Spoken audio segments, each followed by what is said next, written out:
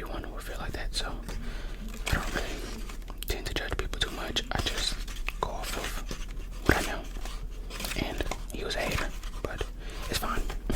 Doesn't bother me too much. I already read the book, so oh well. Here we go. Chapter 1. Boy, is you locked in? Girl, is you locked in? Chapter 1. I'm tired of myself. Are you tired of yourself? Speak on being tired of myself rather well. Wait, I don't like it. My arm is laying like that, so I'm gonna pick it up. Get the fuck up. Get out of my way, child, cause I'll take my belt off. I forgot I have a right hand. Oh my god, y'all. Alright, I'm starting now. 2 minutes in, I am starting. I speak on being tired of myself rather well because the Steve Harvey that you knew was once tired of himself at a particular point in his life. Steve Harvey, was tired. I was tired of the way I was living. I was tired of going nowhere. I was sick and tired of being poor. That's real. Poverty had exhausted me.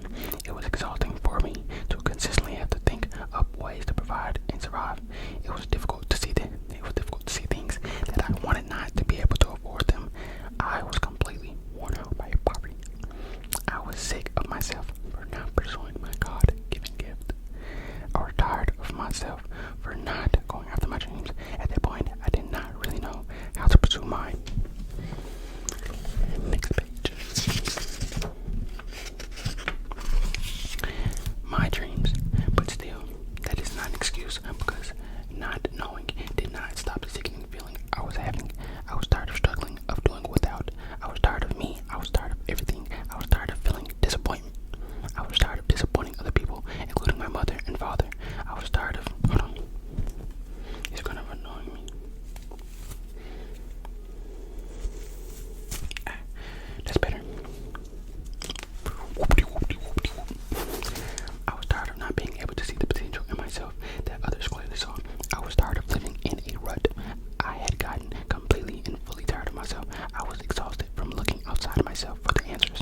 But I came to realize that the solution to my pain and despair were deep inside of me all along. As my mother used to say, paraphrasing Franny Lou Hammer, sometimes, son, nothing is going to change until you get sick and tired of being sick and tired.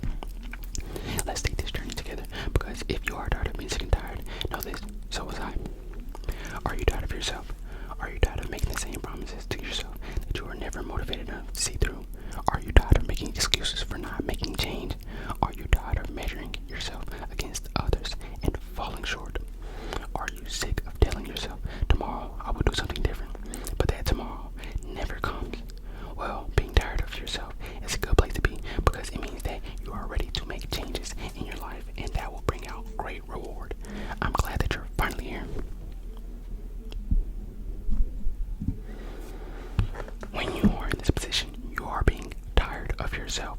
Normally, you're not alone. Everybody in your life, from your family to your co-workers, has been tired of you. Oh, excuse me. And your excuses for some time now. They see your gift and the pain you are causing yourself by not tapping into your God-given purpose and becoming your best. But here's the thing. People can tell you that they are tired of your excuses, but until you get tired of you, it won't make any difference. Are you done with blocking yourself from opportunities that could easily have been your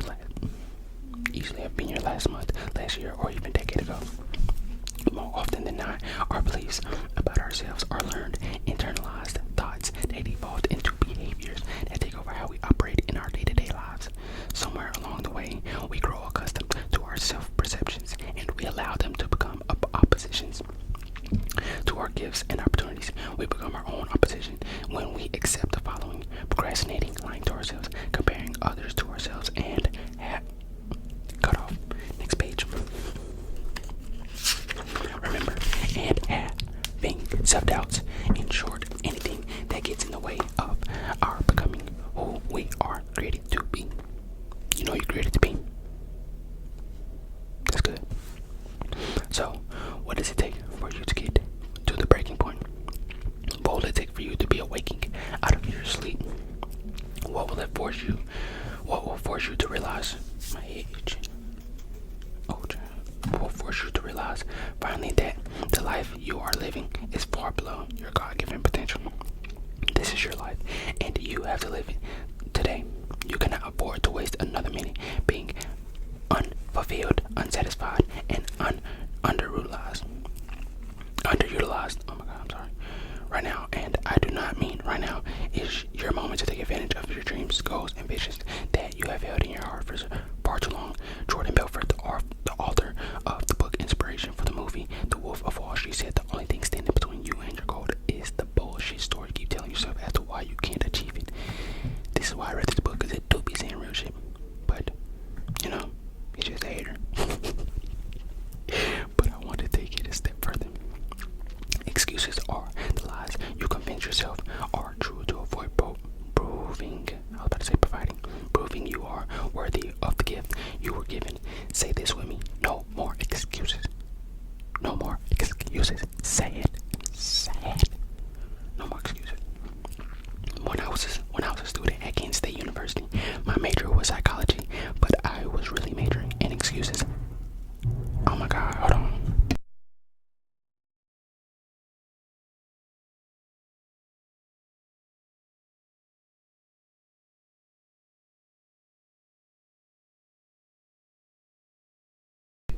Somebody literally is laying the garage up, and it's right below this room. But I was really majoring in excuses. I had a million excuses for why I couldn't go to class or why I couldn't pay my rent after college. I had even more excuses for why I was stuck in dead-end jobs and why I wasn't pursuing my dream to be a comedian. The more I told myself these lies, the more I believed that I wasn't worthy of earning my degree or being on a comedy stage. Then one day, I was telling a friend why I had dropped out of school, and when I heard the words coming out of my mouth, I realized that it wasn't the school's fault or my parents' fault. At the end of the day, it was my fault. I had everything I needed, but at every turn, I found a reason not to start. I came up with the roadblocks for myself so that I wouldn't have to be responsible for my gift. If you're like I was, oh my gosh, I lost where I was. Oh, if you're like I was, you need to stop lying to yourself with excuses. Your excuses are as empty now as they were when you first started using them. I need you to realize that your gifts are opportunities and to embrace a new belief. You are a success. Now, before you skip this section and say, Steve, I don't make excuses for my life. Hold on. The people who claim that they don't make excuses are usually the biggest offenders. You know who you are. You are a type A person who goes hard in your career, but you are normally the one making an excuse for missing a family member's birthday or canceling a date for the third time. Success doesn't live in one part of your life, become exempt in another. If you are going to do this, you have to do it all. The next page. All the way. You have to be open to using your gift to embrace your opportunities and change your life. I don't know why I keep grabbing on my left hand and staying in my left hand. When I began in comedy, I was protective about letting people into my life. I was trying to write like other people. I didn't really develop the truth of who I was as a stand-up until I was no longer afraid to open up. Sharing my truth led me to tons more material to joke about, including my past, my relationship with my parents, my failed relationships, and things I was currently going through. For me to grow in my gift, the first thing I had to do was learn to be honest. When you open up yourself to be honest, you can just deal with whatever the truth is. All of your truth may be negative, but that can be a positive too. If you uncover the negatives about yourself, you then have a chance to improve. That's why it's very important that when something goes wrong in your relationship or when something goes wrong in your business, the first question you ask yourself is, what did I do wrong? You have an opportunity to change yourself or fix the situation at any given moment. You cannot change another person. If I point the one finger at everyone else and ignore the 3 fingers pointing back at me, I have relinquished my chance to grow, change, and develop. But the moment that I pay attention to the 3 fingers that are pointing back at me, then and only then will I grow. Too often you focus on the cons before you even consider a pro. You can't even think about the benefits of taking on your dream because you're too busy focusing on the what if, what could be, and the why it won't work for me excuses. You're willing to waste years of your life walking away from your dreams instead of running toward your destiny.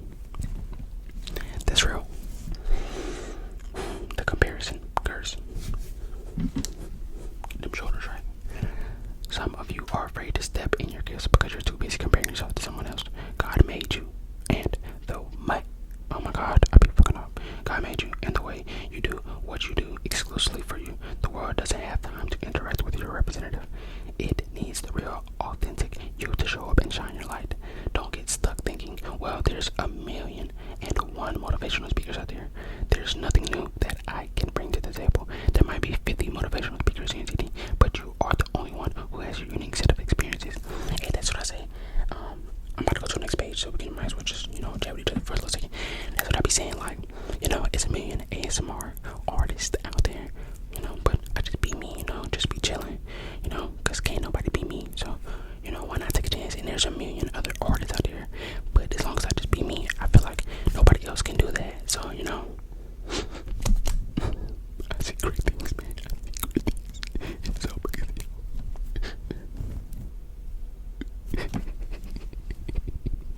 Oh my head, I know you do. Alright, next page. Next page. How many more pages we got? 2. Wonderful. Oh my God. Oh, okay. We got a couple more. Mistakes, lessons, pitfalls, and triumphs that can make the difference between someone living an ordinary life and that person stepping into an extraordinary future. You'll be amazed how your personal story about leaving your small town and taking a leap of faith in the big city can speak to someone louder than, say, a story told by Les Brown ever could be. Use your energy to perfect your game, not someone else's. Oh my goodness. W. Hey, he's saying W stuff, but he's just a hater. Hey, ain't nothing wrong with hater though. What can I say? Let me shut up. I'm not ready to sit at the big table. Often we get these stereotypes stuck in our heads about who can and who can't sit at the big table. To make decisions, we count ourselves out before the game starts because we think we don't have the right upbringing, education, or experience to take on a new opportunity. When the day comes for you to be a part of a meeting that will change the course of your organization, you can't afford to back away from the table because you think you don't have enough letters behind your name. I don't care about your race, your gender, where you're from, or your financial status. If God gives you the opportunity to step up to the plate, don't waste your time talking about I'm not worthy. Stop limiting your gift because you can't see the bigger picture. You have the same right to sit at the big table as anyone else. I can sit at the table with Drake. I can sit at the table with Kendrick Lamar. I can sit at the table with Beyonce. No. Sorry, I'm getting a little bit too into character. Losing my mind. Before too long, the big tables have been dominated by the same kinds of people and personalities. Sit up, speak with boldness about what you know, and add value that will be absent from the table if you remained silent. Take your opportunity to add your unique talents and skills to the mix. We have to be aware of the conversation we are having with ourselves about our gifts and talents. What are you saying to yourself when no one else is around? What are the conversations that you are having in the mirror with yourself each morning? Are you speaking life into your dreams? Or are you repeating someone else's fears and anxieties? Are you front-loading your day with scriptures, affirmations, and positive quotations? Ooh, that boy's spitting. Or are you dumping doubt and anguish into your spirit? Some of us have been playing the same self-defeating records over and over again in our heads for so long that we don't know how to think any differently about ourselves. I'm not smart enough to do that. I'll never be as good as my mother or father. That's good for you, but I know that won't work for somebody like me. It's too hard to do that. It's too late for me to get out there and do that. You may be thinking that you're just having these self-defeating conversations with yourself, but the more you repeat these statements in your head, the more these words become like an invisible coat of misery that you put on every day. You think that you're the only one who can see the words of defeat, but they show up in your demeanor and how you represent yourself to the world. How do you get a new song to sing about your life and dreams? You can start out small by saying short affirmations. I was born to do this. God has a plan for me. I am more than a conqueror. My dreams can become my reality. That's real. Yeah, I'm pretty sure.